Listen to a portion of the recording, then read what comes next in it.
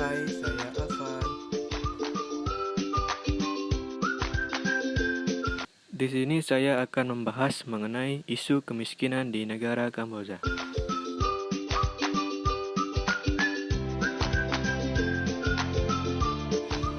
Kamboja adalah salah satu negara berkembang yang terletak di kawasan Asia Tenggara dan merupakan salah satu dari negara anggota ASEAN. Jika dilihat dari segi keindahan alamnya, negara ini cukup menarik untuk dikunjungi oleh para wisatawan karena negara ini memang punya banyak objek wisata yang sangat indah untuk dikunjungi. Akan tetapi, negara ini tidak seindah dengan keindahan alamnya. Jika kita lebih dalam melihat tentang kesejahteraan hidup penduduknya, Kamboja merupakan negara ASEAN dengan angka kemiskinan sekitar 17,7%. Tingkat kemiskinan di Kamboja ini lebih tinggi dibandingkan Indonesia dan Vietnam. Kamboja adalah negara miskin dengan segala carut maut di dalamnya. Apalagi karena di sana pernah terjadi perang saudara berkepanjangan. Saran untuk para turis, hindarilah berbicara mengenai politik, agama, atau kemiskinan di Kamboja, terutama dengan penduduk lokal, karena sudah pasti dapat memicu perdebatan. Untuk lebih mengenal lebih jauh tentang isu kemiskinan di Kamboja, tetap stay terus dan simak ulasan berikutnya ya.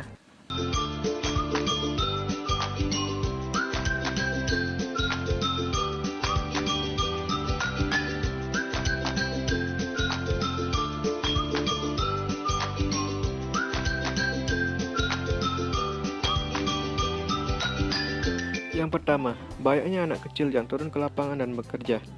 Anak kecil seharusnya duduk manis di rumah, sekolah, dan mendapat pendidikan dari orang tua mereka, bukan? Namun, berbeda di negara Kamboja. Praktik tersebut masih terus merajalela. Dilansir dari Kompas.com, 10% anak-anak di Kamboja merupakan pekerja dan turun ke medan yang membahayakan mereka. Laporan lain dari Organisasi Buruh Internasional, ada sekitar 1,5 juta anak Kamboja berusia di bawah 18 tahun yang dipaksa untuk bekerja. Seperti yang dilakukan oleh Neong Cetra yang masih berusia 14 tahun. Ia yang buta huruf tidak bersekolah hanya bisa bekerja di sebuah ladang tebu milik penduduk yang dirampas oleh satu perusahaan. Sebagai anak kecil, pekerjaan yang dilakoni sudah tergolong berat karena memaksanya untuk bekerja dari pagi hingga malam hari. Jika tak selesai, maka ia akan terkena denda. Semua itu tetap dilakukan Neong demi menyokong ekonomi keluarganya.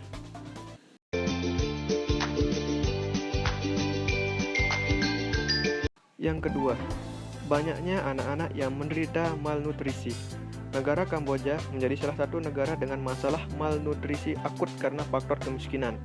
Penghasilan orang tua mereka yang kurang dari 1,25 dolar Amerika Serikat per hari membuat anak-anak tak bisa mendapatkan makanan yang bergizi. Akibatnya, sebanyak kurang lebih 37% anak-anak Kamboja menderita malnutrisi.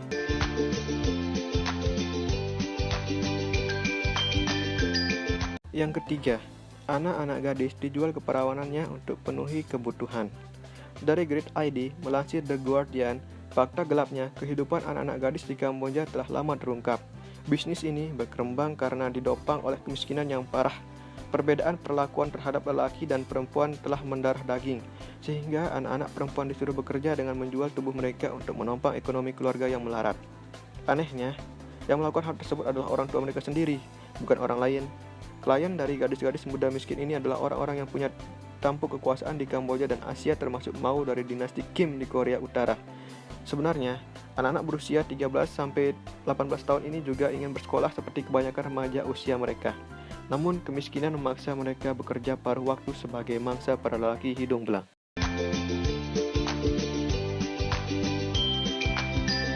Keempat, tingkat korupsi paling tinggi kedua di Asia. Sejak tahun 2010, pemerintah Kamboja memiliki undang-undang anti korupsi. Tapi perangkat hukum tersebut dinilai tidak melindungi individu yang melaporkan kasus korupsi tersebut. Pelapor justru bisa dihukum penjara jika tudingannya tidak terbukti. Selain itu, Kamboja juga mencatat jenis korupsi yang paling barbar, yakni menyuap aparat negara untuk melakukan penculikan dalam bisnis perdagangan manusia.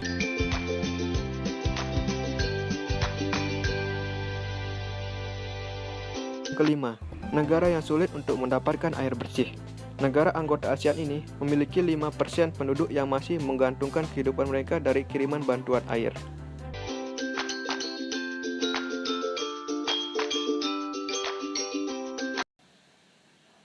Strategi atau kebijakan pemerintah Kamboja untuk memberantas kemiskinan.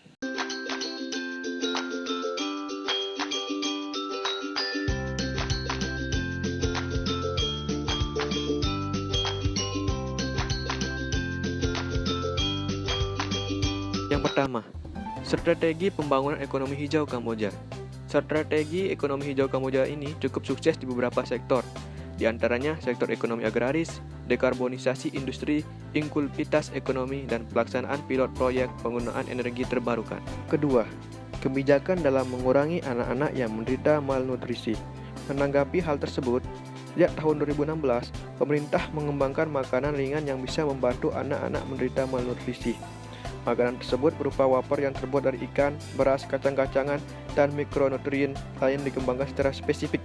Ide ini merupakan gebrakan yang cukup menjanjikan mengingat banyaknya anak-anak yang terbantu nutrisinya setelah mendapatkan makanan tersebut. 3.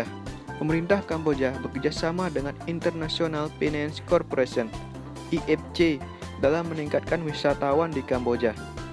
Kerjasama antara pemerintah Kamboja dengan IFC dalam Joint Private Sector Development Strategy for Cambodia merupakan kerjasama yang saling menguntungkan bagi kedua pihak.